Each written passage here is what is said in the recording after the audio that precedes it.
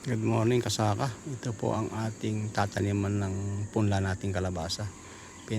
Pinatudlingan po natin para makapagtanim na po tayo. Ayan po. Yan po lahat yung ating tataniman.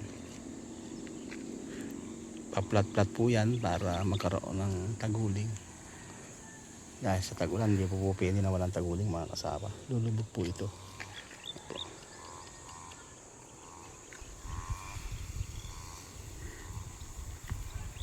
Uuna na po tayong tumanim para pagpatak ng ulan ay nakakondisyon na po, makapalago na lang tayo mga kasaka. Ayan po.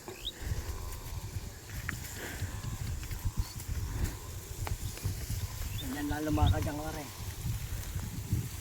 Pero hindi marunong ngumangaya.